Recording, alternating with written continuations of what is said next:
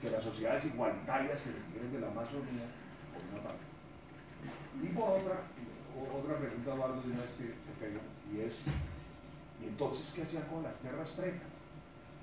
Es decir, si no era, el argumento era al principio de que se utilizaban justamente como mejoramiento agrícola para poder permanecer más tiempo dentro del Amazonas. Y si no era así, estas enormes extensiones de tierras pretas, ¿qué eran los movimientos? ¿Para qué eran? Bueno, gracias, François, por las preguntas que me ayudan a aclarar un poco mis puntos, ¿no? La primera, claro, estoy de acuerdo contigo, es claro que tenemos evidencia de algunas de las estructuras que se pueden llamar monumentales, demandaron algún tipo de jerarquía en la organización de trabajo para su construcción. Pero lo que, yo debía haber hablado un poco de eso. Lo que me parece interesante, sin embargo, es que muchos de esos sitios se abandonan después.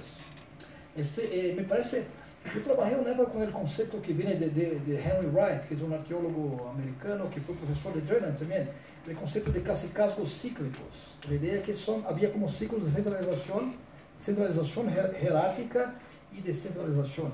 Entonces sí, tienes razón, quizás no tomé mucho cuidado con eso. Tenemos buenas evidencias de centralización, jerarquía, me parece en algunos momentos, pero lo que me parece más interesante es que esas jerarquías no se reproducen.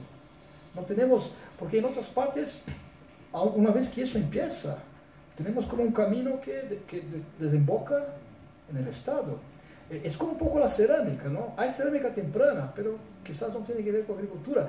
Lo que quiero decir es que había condiciones, en una discusión con las teorías más viejas, había condiciones para la emergencia de jerarquía, pero hubo un proceso, había procesos que son políticos, me parece.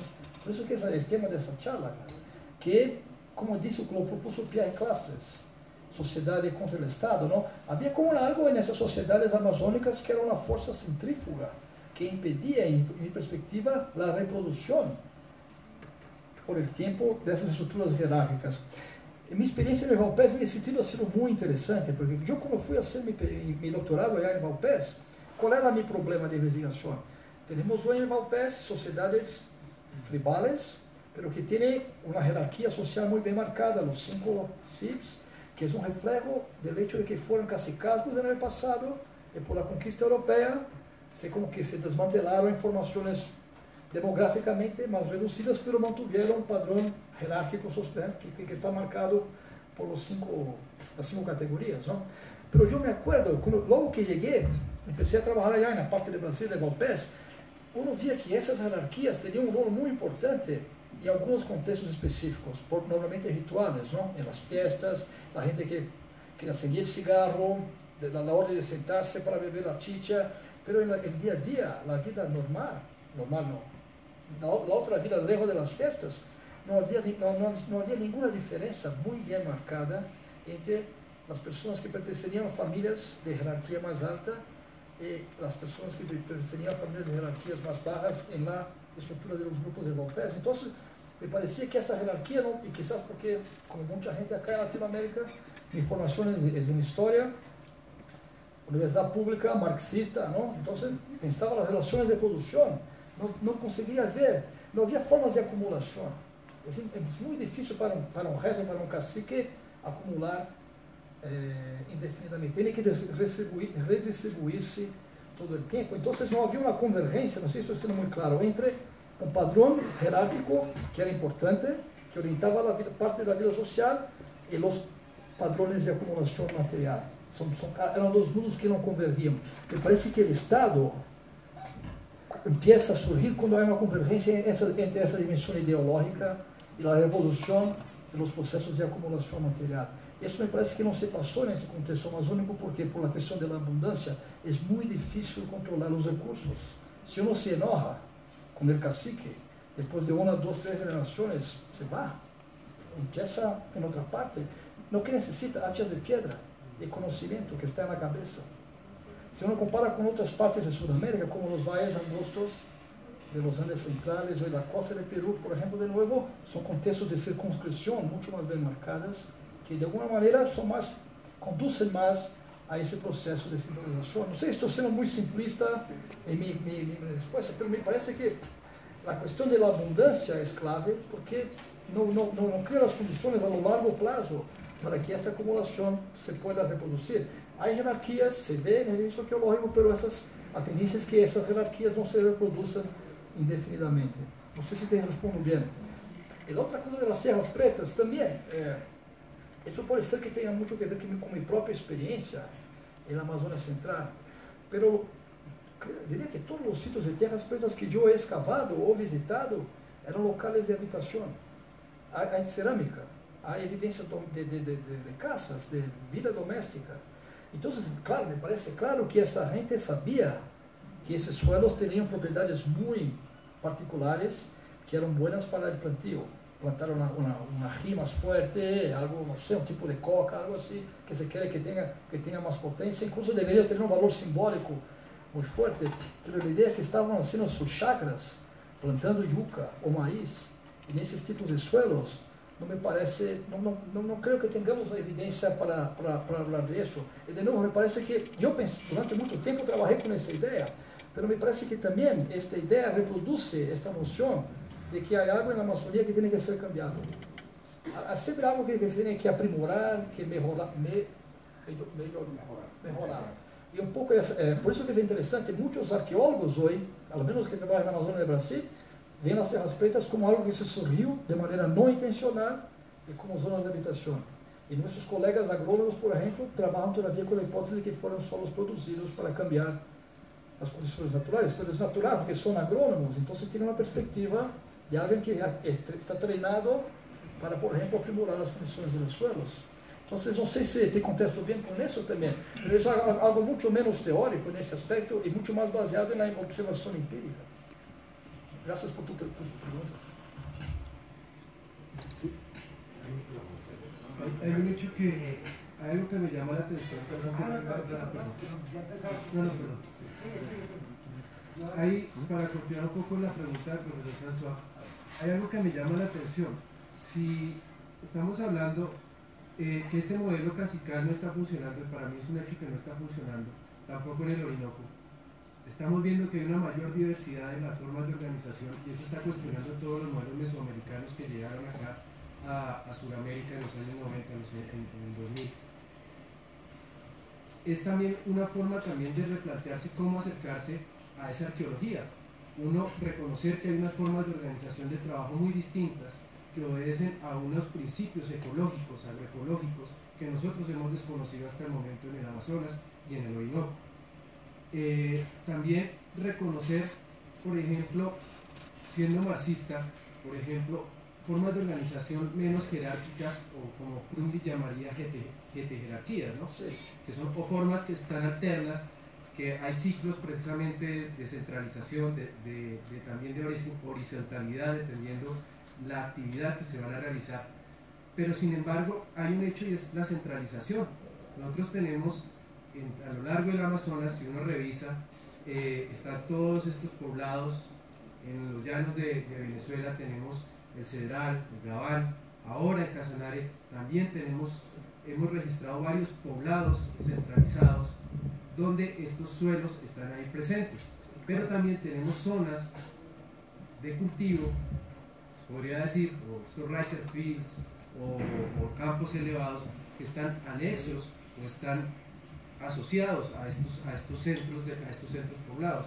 Entonces, mi pregunta más va hacia si nosotros realmente podemos descartar, por ejemplo, procesos sociopolíticos como la centralización o la agricultura, donde tenemos suficiente evidencia que en las tierras bajas está ocurriendo eso. Nosotros tenemos no solo San Jorge, tenemos acá en los llanos, tenemos Barinas, ahora tenemos Casanare con evidencias suficientes de que existen campos similares a los que hemos encontrado en esta zona. Y además también tenemos, por ejemplo, planteamientos como los de Heckenberger, que nos habla de un núcleo arawak, donde hay unos modelos de ocupación del espacio que Denevan también coincide con ellos. Entonces, un poco lo que yo entiendo y lo que estoy viendo un poco es que efectivamente la forma en que nosotros nos hemos acercado a esa biodiversidad, pero también a esa diversidad en formas de organización social, ha sido un poco sesgada y en cierta forma errada. Pero me sigue preocupando esos procesos de centralización. ¿Qué pasa? ¿Por qué esta gente se está centralizando, sea por corto tiempo o sea por mucho tiempo? Tenemos planteamientos como la guerra, por ejemplo. Sí. Oh, gracias, es una excelente pregunta. Sí, si uno mira los llanos de la Calzada, Gaván, de que hablaste, es interesante porque lo que yo pueda reconocer, la primera persona que empezó a hablar de cacicazgos cíclicos ha sido Spencer, ¿no? Cuando miraba los datos que produció el mismo allá en los llanos del Orinoco y vi aquel modelo de cacicazgo que se va acumulando, reproduciendo y creciendo con el tiempo, el modelo mesoamericano, porque viene de Mesoamérica, de Oaxaca, ¿no? Y llega ya de la zona de San José Mocotes, Monte Albán, entonces trae ese modelo y cuando llega acá ve que la trayectoria histórica me parece distinta. Hay algunas cosas que yo te podría contestar, por ejemplo, me parece que este modelo de que yo hablé acá se aplica mucho más a los contextos de bosques ombrófilos, de bosque alto, que propiamente a las zonas de sabanas inundables, como el caso del Orinoco, el Suriname, la Guyana Francesa. Los datos de los alemanes en Bolivia también nos muestran, por ejemplo, que había cultivo de maíz y que ese cultivo de maíz era importante al punto de cambiar los patrones isotópicos de carbono de la gente en los sepultamentos.